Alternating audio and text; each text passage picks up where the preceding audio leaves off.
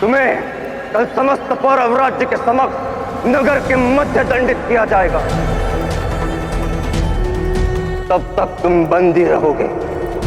भोजन नहीं, जल नहीं, हर प्रहर 50 कोड़े मारे जाएंगे तुम्हें।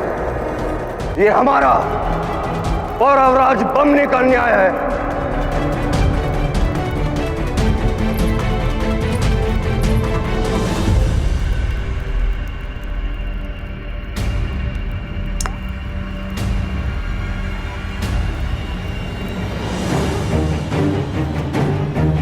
आर्य,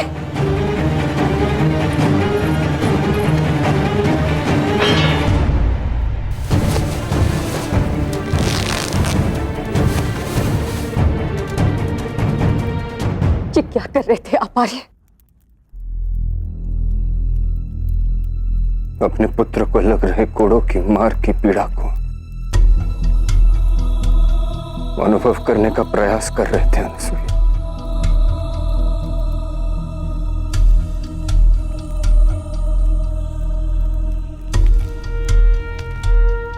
एक राजा अपने कर्तव्य और न्याय से विवश था। अपने अंतर्मन की पुकार नहीं सुन सकता था। उसे साक्ष्यों के आधार पर निर्णय लेना पड़ा।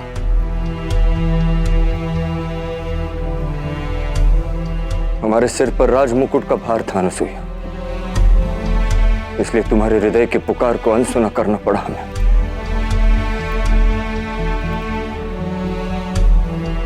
हमें क्षमा कर देना अनसुईया।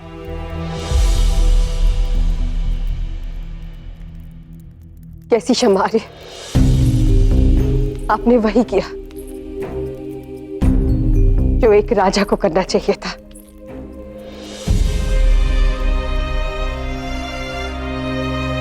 किंतु अब भी मुझे पूर्ण विश्वास है कि पुरु जो कुछ भी कर रहा है वो हस्ती को बचाने के लिए कर रहा है। किंतु अनसुईया, कनिष्क ने स्वयं उसे प्रहार करते देखा है। और जो कनिष्क नहीं देख पाया वो मैं देख सकती हूँ आर्य। ये सब उन फारसियों का खेल है ताकि वो पुरु को मार्ग से निकाल पाए। यदि ऐसा है तो पुरु हस्ती का साथ क्यों दे रहा है? सत्य क्यों नहीं कह रहा?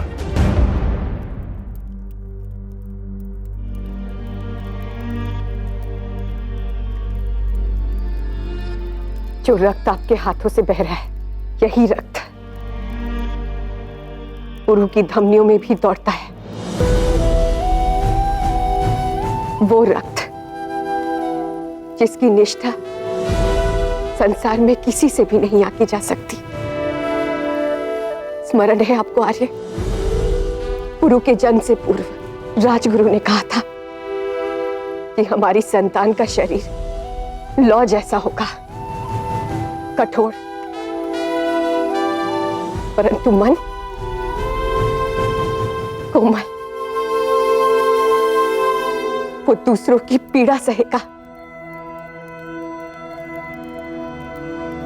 और रिपुदमन तो उसके लिए सब कुछ थे। हस्ती उन्हीं रिपुदमन का पुत्र है। पुरु को ज्ञात है यदि उसने सत्य कहा तो हस्ती के प्राणों पर बनाएगी। तो तुम्हें उसे समझाना होगा अनसुईया।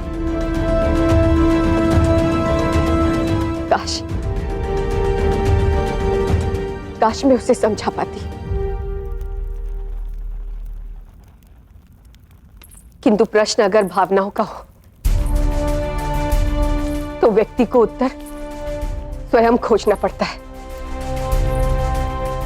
अपनी भावनाओं से स्वयं उभरना पड़ता है। और मुझे पूर्ण विश्वास है कि पुरु अपनी भावनाओं से शीघ्र उभरेगा।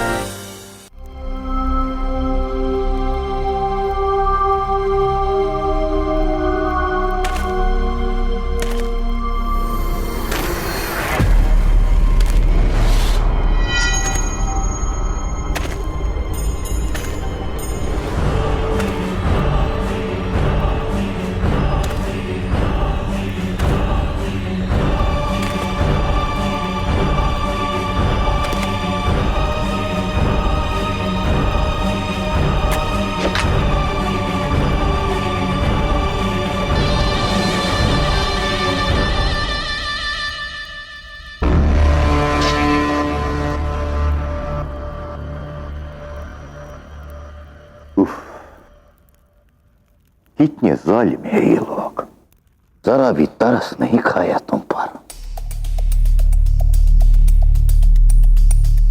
कुछ दिन पहले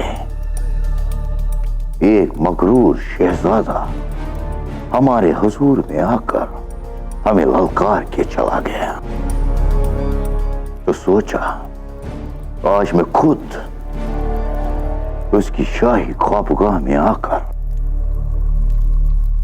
उसका हाल चाल पूछ लो।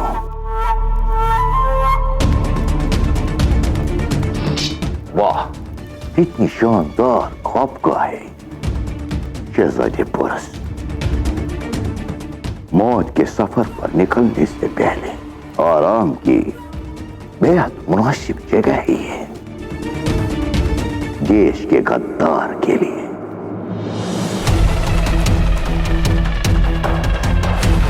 गद्दार, अपने लिए ये लफ्ज सुनकर कैसा लगा शहजादी? तुम्हारी मां को बेशक बहुत चोट पहुंची।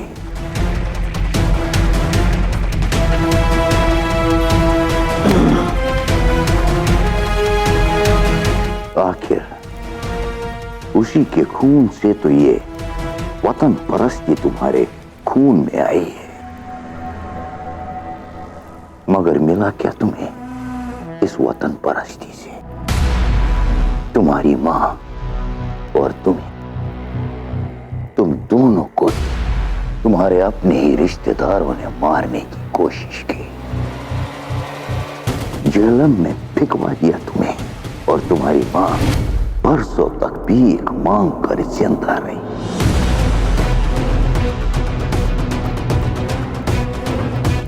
और बेटा, ये ज्यादा होते हुए भी लुटेरों के बीच पला पड़ा।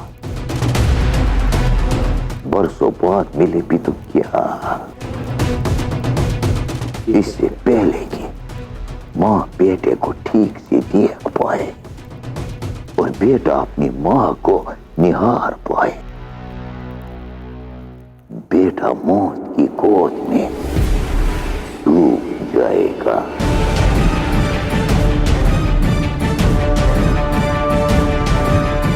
हाँ पुरस, तुम मरोगे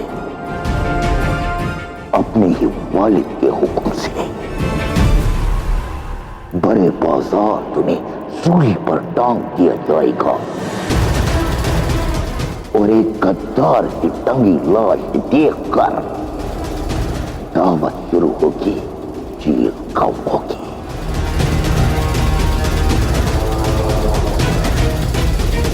क्या कहा था कि पोरस के रहते एक चिड़िया का पर भी नहीं ले जा सकता, मगर इस चिड़िया की हिफाजत करने वाला तो खुद कैद में है। अब समझ गए ना एक फारसी को ललकारना कितना भारी पड़ सकता है? दुनिया में किसी में वो ताकत नहीं जो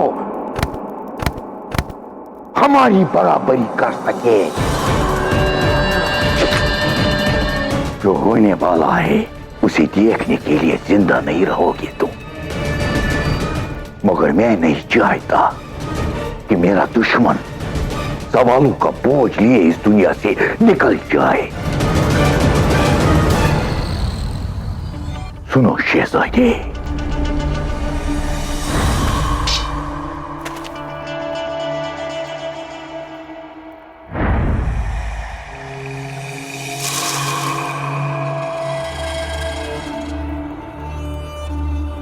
मैं सोने की चिड़िया का सिर्फ ये पर लेकर नहीं जाऊंगा फारस, बल्कि इस पूरी चिड़िया पर अपना कब्जा करूंगा। शिकार करेगा फारस का यह बात इस सोने की चिड़िया का, और तब तक नोचूंगा इसे मैं जब तक इसका सारा सोना खत्म न हो जाए और कोई मुझे रोक नहीं पाएगा। जानते हो क्यों?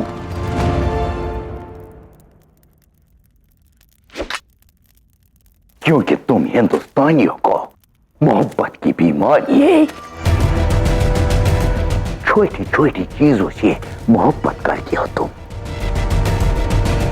अपने माँ बाप से, अपनी बीवी से, अपने घर से, अपने मजहब से, अपने लोगों से।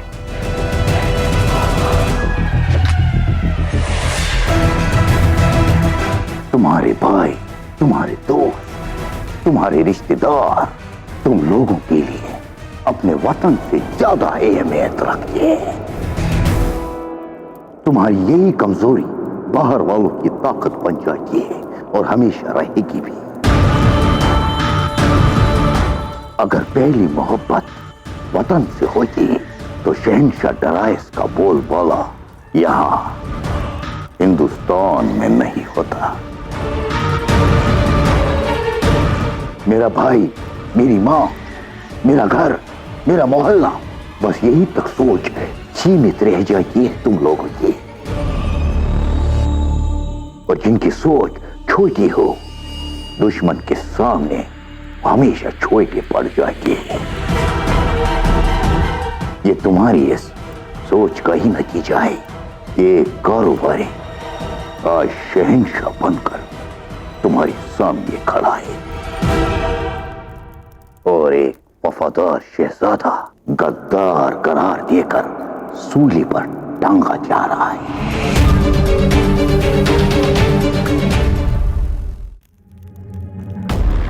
तुम्हारे सिर पर ताज कैसा लगेगा ये देख पाना अब नामुमकिन है, लेकिन तुम्हारे गले में फांसी का फंदा बहुत खूब लगेगा, वो हम जरूर देखेंगे।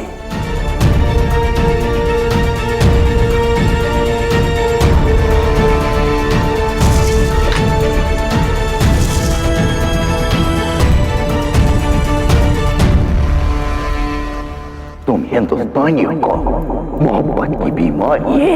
छोटी छोटी चीजों से मोहब्बत करते हो तुम। अपने माँ बाप से, अपनी बीवी से, अपने घर से, अपने मजहब से, अपने लोगों से। तुम्हारे भाई, तुम्हारे दोस्त, तुम्हारे रिश्तेदार तुम लोगों की अपने वतन से ज्यादा अहमियत रखते हैं। ये तुम्हारी इस सोच का ही नतीजा है। ये कारोबारी आज शहंशाह बनकर तुम्हारे सामने खड़ा है।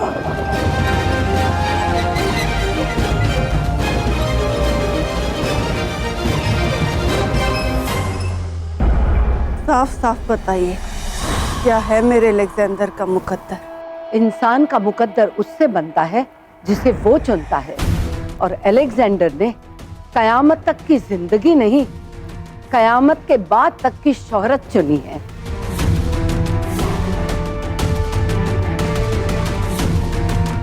नाम चाहिए उसे, और नाम सस्ता नहीं होता। नाम का मुआवजा देना पड़ता है,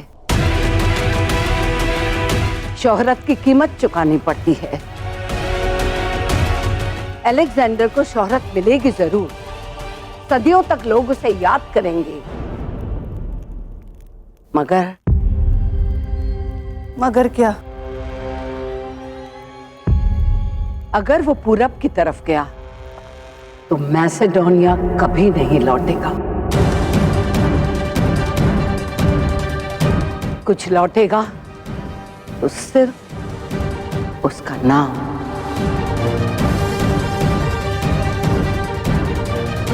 अपनी कामयाबी का जाम उठाने के लिए कि जिस्म में जान नहीं रहेगी, अपने जलाल की खुशबू लेने के लिए उसके पास सांसें नहीं बचेंगी।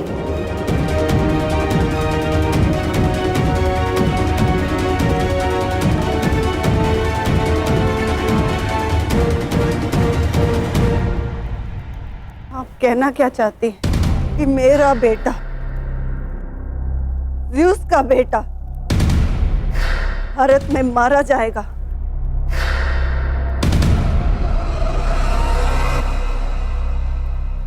मैंने ये नहीं कहा कि वो भारत में मारा जाएगा।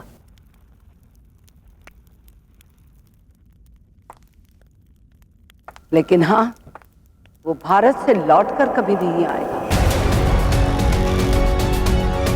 होशियार रहना ओलंपिया, अलेक्जेंडर को भारत मत जाने देना।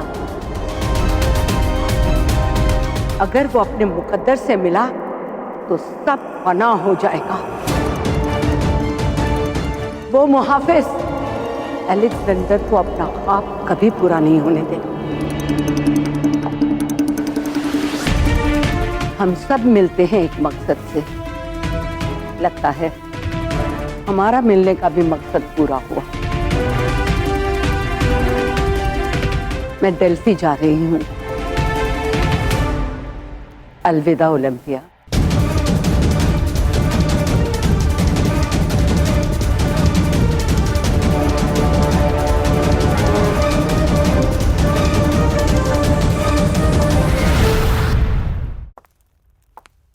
रुक जाइए।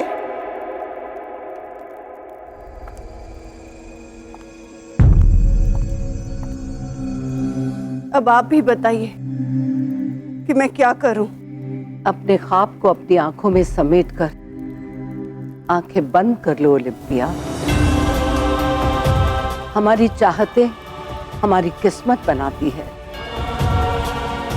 हमारी किस्मत और हमारी जिंदगी हमारे चुनावों का परिणाम होती है। अब जो तुम चुनना चाहोगी वो तुम्हारी और अलेक्जेंडर दोनों की किस्मत बनेगी। अगर ख्वाब को पाने जाओगी तो हकीकत को खो बैठोगी ओलंपिया।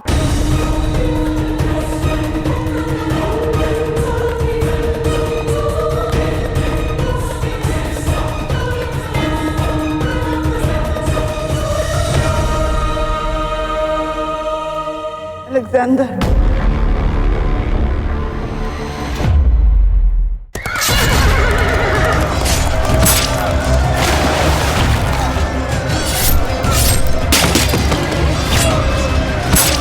कत्ल कर दो सबका।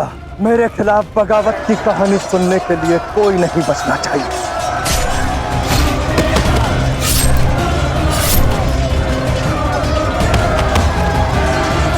और अब राष्ट्र की सीमा की उत्तर की ओर आपके इस फारसी रिश्तेदार ने पूरा एक फारसी मोर्चा खोलकर रखा, जहां बहुत कुछ चल रहा है जिसकी आप कल्पना भी नहीं कर सकते। क्या राजकुमार पुरुषोत्तम जो कह रहा है वो सच है शाहडरा?